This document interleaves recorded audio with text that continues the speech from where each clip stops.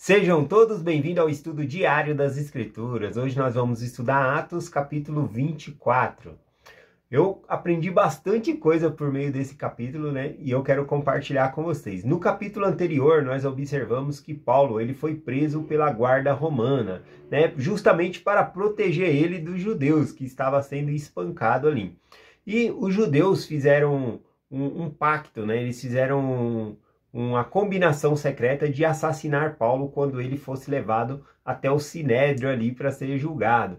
Mas o capitão do exército romano, tomando ciência disso, ele pega e retira Paulo de lá de Jerusalém e manda ele para Cesareia, né, para Félix, né, para o governador Félix. E fala lá que quem quiser acusar Paulo, que deveria ir até Cesareia lá para acusar ele, que é o capítulo 24 que nós vamos ler hoje.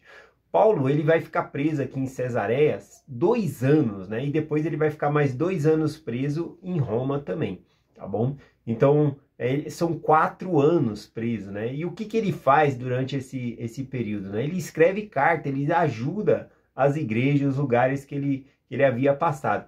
Uma carta, né, que eu acredito que ele escreveu ali de dentro da prisão, né? É essa aqui, ó, que está aqui em Efésios, capítulo 3, versículo 1, quando diz assim: por essa causa eu, Paulo, sou prisioneiro de Jesus Cristo por vós, os gentios. Observe, né, que Paulo ele disse que ele é prisioneiro, né, por esta causa. Qual é a causa? A causa de Cristo, o caminho que ele escolheu seguir. Então ele é prisioneiro por causa que ele escolheu esse caminho. Mas ele não fala que ele é prisioneiro dos romanos, que ele é prisioneiro de César ou de Félix, né? Ele não fala que é prisioneiro dele, ele é prisioneiro de Jesus Cristo, porque mesmo ele estando preso, a voz dele é ouvida, né? Ele manda carta, ele converte muita gente, né? Os guardas que tomam conta dele, ele evangeliza esses guardas. Então é muito importante. A gente vai estudar aqui do capítulo 24 até o... Vamos ver se a gente consegue essa semana fechar com o capítulo 28 e tem muita coisa para a gente aprender. Então vamos lá. Os judeus, então, eles vêm até Cesareia, né? Onde Paulo está preso aqui para acusar ele, tá bom? Vamos aqui, o versículo 1. Capítulo 24, versículo 1. Diz assim: e 5 dias depois, o sumo sacerdote Ananias desceu com anciões e um certo orador chamado Tertulo, o qual compareceram perante o governador com acusações contra Paulo. Então, vemos que o sacerdote, né, o sumo sacerdote Ananias, e junto com os anciãos, vem com um orador. Esse orador aqui, a tradução também serve como advogado. Ele veio para acusar, aliás, né? Ele veio para acusar Paulo ali. Eles pegaram ali esse Tertúlio, né? Essa palavra Tertúlio, esse nome, significa 3 vezes endurecido. Então ele era um homem, para ter esse nome, né, esse título, ele era um homem bem ríspido, né? E ele fazia as coisas por dinheiro. A gente vai ver que ele vai falar várias coisas que são mentiras a respeito de Paulo, para que Paulo seja condenado, seja entregue a eles, para que eles possam cumprir o plano deles de assassinar Paulo lá em Jerusalém. Então tem esse Tertúlio aqui, esse advogado, né, que é corrompido por conta do dinheiro. A gente vai ver aqui que Tertúlio, ele bajula bastante aqui, Félix, tá bom? Para ganhar algum favor ali. Vamos ver aqui, ó. Versículo 2 e 3, diz assim, ó: e sendo chamado Tertúlio, começou a acusá-lo, dizendo: porque ti tenhamos tanta paz que, por tua prudência... Aqui ele está falando a respeito de Félix, né? Ele está falando que por Félix eles têm tanta paz, né? Olha só, os judeus eles odiavam, né, os romanos, né? Então como assim ele fala, é por causa de ti que a gente tem tanta paz? Nós devemos reconhecer que nós temos paz, não por causa de quem governa a nação, mas por causa de Deus. É Deus que tem misericórdia de nós e nos dá a paz. E aqui a gente vê que ele está levando todo o crédito para Félix, né? Na verdade ele está bajulando, elogiando ali, fazendo massagem no ego de Félix para que ele consiga o que ele quer, né? Então esse advogado aqui, a gente vê que as palavras dele é bem bajuladoras e hábeis, né? Para conseguir o que ele quer ali. Então ele diz essas palavras: que por ti tenhamos tanta paz, que por tua prudência este povo faça muitos louváveis serviços, sempre em todo lugar. Ó excelentíssimo Félix, com todo agradecimento o reconhecemos, né? Os judeus reconheciam Félix nada, né? Eles odiavam, né, os romanos ali. Então a gente vê esse tipo de bajulação aqui. O que é bajulação? Né? Bajulação é a pessoa ficar elogiando para querer algo em troca. Por exemplo, um pedófilo, ele bajula uma criança dando bolo, pirulito, bala ali para enganar aquela criança, porque ele quer algo em troca, ele quer, na verdade, explorar, né, aquela criança, fazer um crime. E são muitos bajuladores hoje em dia, então a gente tem que tomar cuidado aqui, né? Então, o versículo 4, ele continua, né, com essa bajulação aqui. Quando esse advogado aqui, ele fala, né, que Félix agia com prudência nada, né? Ele é um péssimo gestor aqui também. Versículo 4 diz assim: porém, para que não se detenha muito, rogo-te que por um momento, conforme a tua equidade, nos ouça. Ele está falando aqui, né? O seu tempo é precioso, né? Para nós não ocuparmos muito o seu tempo, né? A gente vai falar de modo rápido aqui, simples, ou seja, já está tudo resolvido. Você só vai entregar Paulo na nossa mão aqui, está tudo certo. A gente vê essa bajulação aqui, fazendo, né? Ele fazendo essa bajulação aqui para ele. E ele continua: porque verificamos que este homem é uma peste, chamando o apóstolo Paulo de peste como se fosse aquela peste de epidemia mesmo, de que vai passando um para o outro, que se alastra, né, entre todos aí. Que ele é uma peste, e levantando as sedições entre os judeus, por todo o mundo, o principal defensor dessa seita dos nazarenos. Então ele chama ele de peste ali, como se ele fosse uma doença que havia se alastrado, né? Ele fala que Paulo, ele era um levantador de sedição, de motins, né? Aqui a gente consegue ver esse advogado falando o seguinte no começo, né? Veja que as palavras dele é bem planejada. Ele fala que por meio de Félix veio a paz, e agora por meio de Paulo está vindo o tumulto, né? Então veja que ele está colocando aqui Félix contra Paulo, né? Para que ele pudesse condená-lo ou levar ele até Jerusalém ali, para que eles pudessem julgar. Né? Então ele continua com essa bajulação toda aqui, né? Fazendo colocando um contra o outro aqui, né? Falando sobre isso. E fala também que ele era o principal da seita dos nazarenos. O principal, na verdade, é claro que eles estão ofendendo aqui a religião, falando como seita, né? Mas o presidente da igreja era Pedro, né? E aqui ele fala que Paulo, né? Ele era o principal ali que ficava falando dessas coisas, né? Então a gente vê aqui que são palavras bem mentirosas aqui que ele vem falando.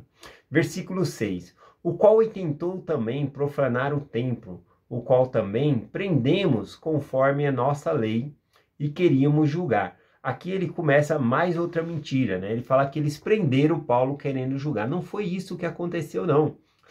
Eles estavam lixando Paulo, eles iriam matar Paulo ali, eles não tinham prendido ele para condenar ele de acordo com lei nenhuma, não. Se o capitão lá dos romanos não tivesse chegado e tirado, arrebatado Paulo, ele teria morrido ali na mão dos judeus naquela ocasião ali. Então a gente vê isso aqui, né? E aí ele diz aqui, versículo 7, porém, sobrevindo o tribuno Lisia, o tribuno aqui é o comandante, né, dos soldados romanos que tirou Paulo do meio deles ali. Nos tirou de dentre nossas mãos com grande violência, né?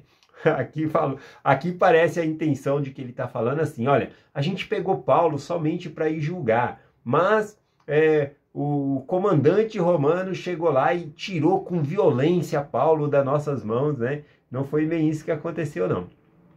Versículo 8. E mandando aos seus acusadores que viessem a ti. Tu mesmo examinas e podes entender tudo aquilo de que acusamos. E também os judeus consentiram, dizendo serem essas coisas assim.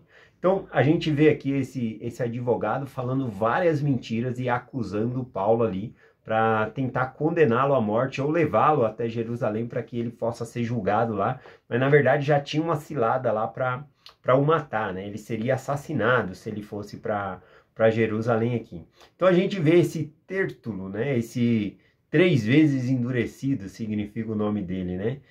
um advogado extremamente hábil, mas que só se importa com dinheiro, ele não estava preocupado com a verdade. Tanto que ele fala várias e várias mentiras, inclusive mentiras de bajulação, falando que o povo era agradecido a Félix, o povo odiava eles, né? Odiava até mesmo aqueles cobradores de impostos, né, que ficavam no meio deles, né? Quanto mais os governantes maiores que tinham ali. Então a gente vê esse Tértulo, né, esse advogado aqui que fazia essa... Eu não acho errado, todo mundo tem direito à defesa, até mesmo um criminoso. Só que o criminoso, ele tem que ter direito à defesa no sentido de que... como que eu posso falar? No sentido de que a justiça seja feita, ou seja, ele não deve pagar mais do que lhe é certo por lei, tá bom? Ou seja, no sentido de que o advogado ele deve defender um criminoso para que ele seja justa a pena dele, né? Ou seja, se a pena dele deve ser de 10 anos, né, que o advogado esteja ali para que a justiça não exceda os 10 anos e que ele realmente cumpra os anos ali, os 10 anos preso, né? Então eu sou a favor de advogado, todo mundo tem direito a advogado, né? E até os bandidos têm que ter direito a um advogado. Mas o que a gente vê, né, o tipo de serviço que é prestado é totalmente diferente. É o advogado defendendo, querendo inocentar aquele que está provado que roubou, aquele que está provado que fez mal, né? Então, na verdade, o advogado ele tinha que somente estabelecer aquele limite, ó, a gente não pode, ele fez errado sim, tudo, mas não, eles tentam inocentar, né? Quando não tem ali como discutir que a pessoa não fez aquilo, eles querem livrar totalmente a pessoa da prisão. E aí eu acho errado nesse termo aqui. Na verdade, são pessoas desonestas, né? Porque defender pode, mas não... Se a pessoa é culpada, né? Você tem que fazer com que a pena seja justa, né? Aqui vai minha humilde opinião, né? Eu não sei muito sobre direito, mas eu acredito que deveria ser assim, tá bom? Eu não digo também que todos os advogados são ruins, né? Porque até mesmo um dos títulos de Jesus Cristo é que Jesus Cristo ele é advogado, né? Ele é o nosso advogado também.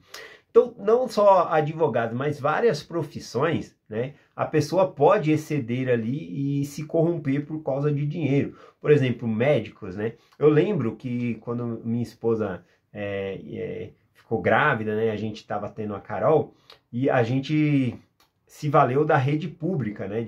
E ali o pré-natal que ela fez, os exames médicos, tudo apontava que ela tinha que fazer uma cesariana por causa de pressão alta, vários problemas na gravidez.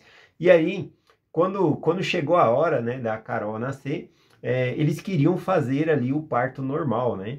E até o pré-natal, a médica tinha escrevido, tem que ser cesariano, escreveu várias coisas ali, mas eles falaram, não, vamos tentar primeiro o normal, né? Mas veja a diferença, quando você está no particular, eles fazem de tudo para que o neném nasça cesariana, porque eles recebem a mais por isso. Então o médico ele deixa de ser um profissional e começa a visar mais o dinheiro. Né? Quando está na rede pública, que eles não ganham por cesariana, eles ficam meio assim, né? Na minha humilde opinião aqui, a visão que eu tive com relação a isso. Mas todas as profissões, né? Tem pessoas honestas e pessoas desonestas. Um vendedor, por exemplo, ele pode querer mentir, supervalorizar o seu produto para vender mais, né? E isso também é errado. Mas existe muitas pessoas honestas também. Continuando aqui, né? Eu queria falar aqui, né? Sobre essa questão do dinheiro, né? O dinheiro às vezes corrompe a pessoa ali. A gente vê que Jesus Cristo, ele não chamou César de Senhor, né? Ele não chamou ninguém de Senhor, né? A não ser o próprio Pai Celestial. Mas ele chamou o dinheiro de Senhor, né? O dinheiro de Senhor. Porque o dinheiro ele se torna o Deus da pessoa. Isso está lá em Mateus 6:24, né? Ninguém pode servir a dois senhores. Um é Deus e o outro seria o dinheiro, né? Ninguém pode servir a Deus e a Mamon. Então ele chama o próprio dinheiro ali de Deus, né? Das pessoas ali. E algumas pessoas também, por dinheiro, tomam grande coragem, né?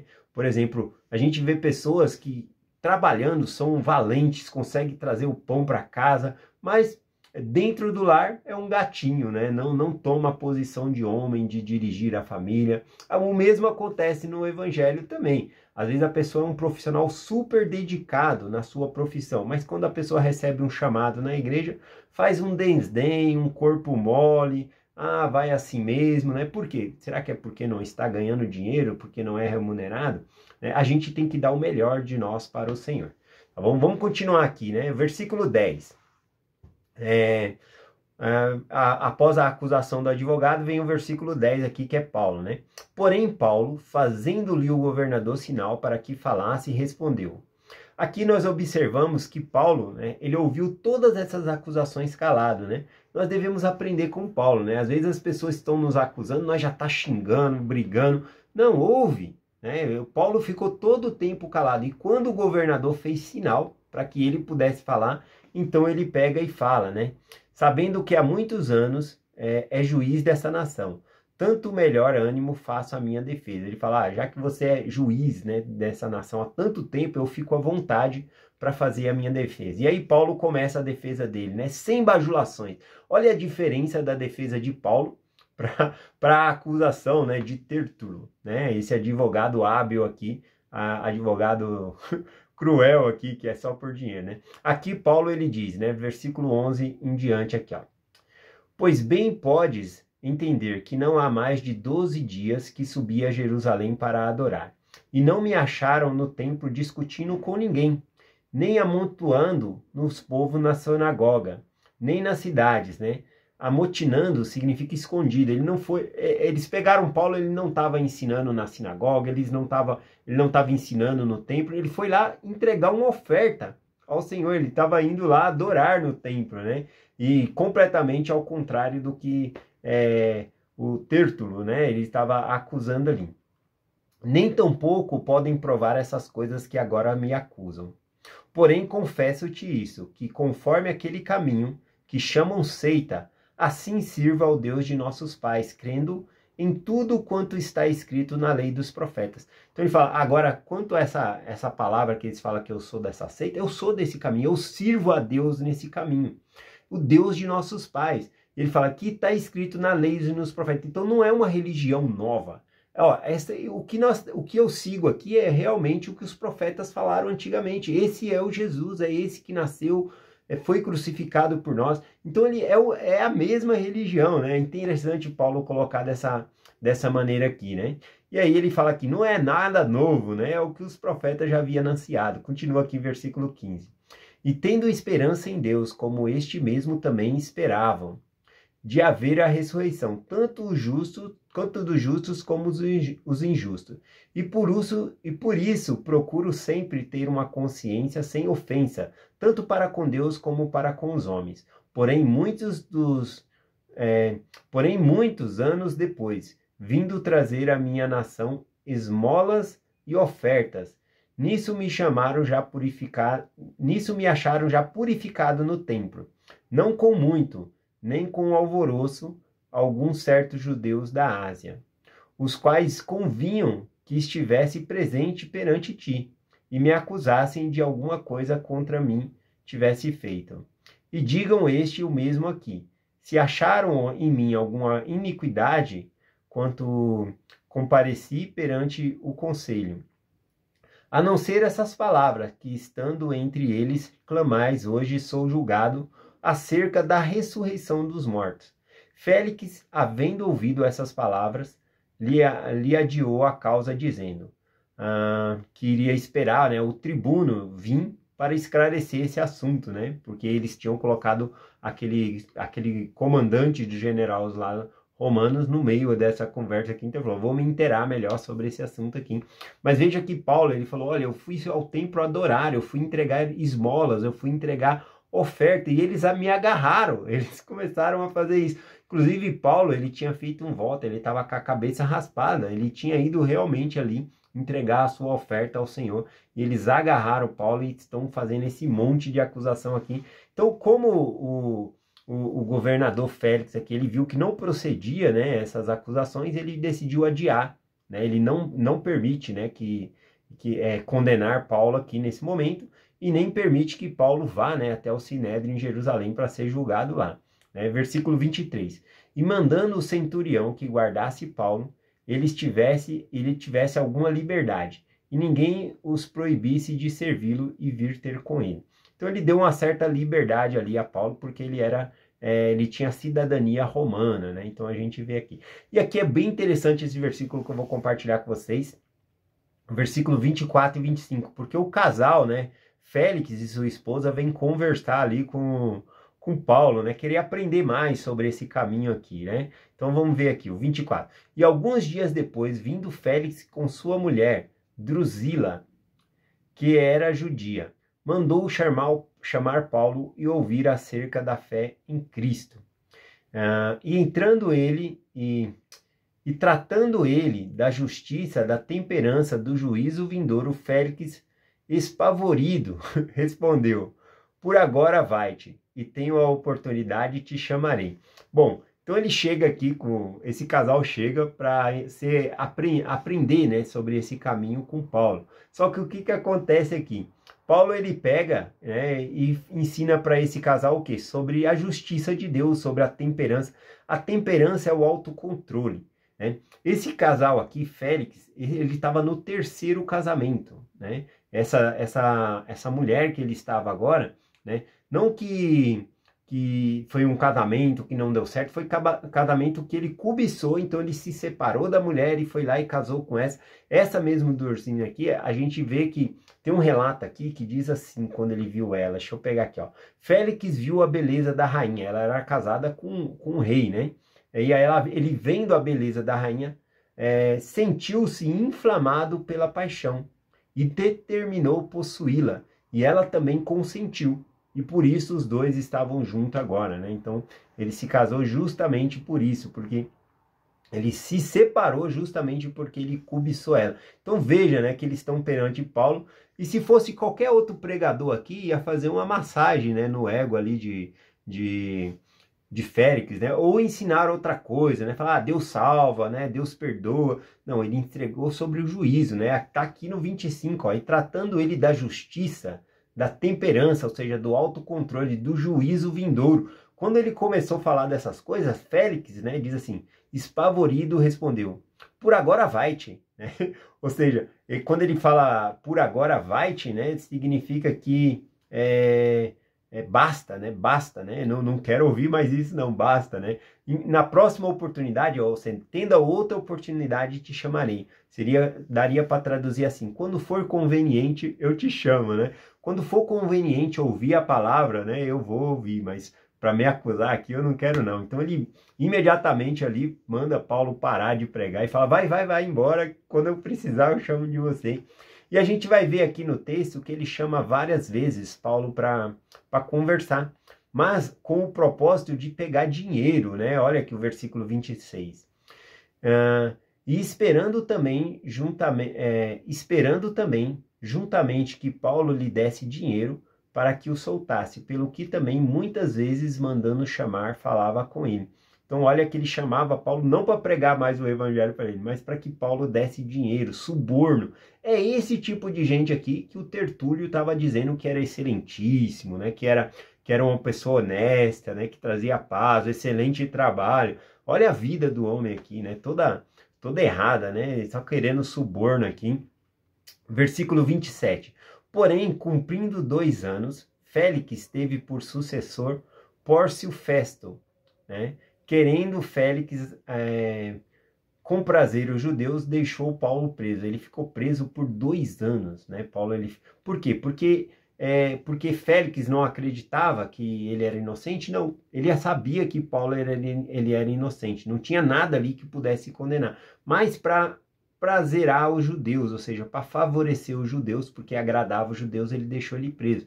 Agora repare também que se fosse por dinheiro, ele tinha soltado, né? Ou seja, o Deus dessas pessoas é o dinheiro. Eles estão preocupados com o bolso deles, com o dinheiro ali, né? E nós, né? Quem é o nosso Senhor?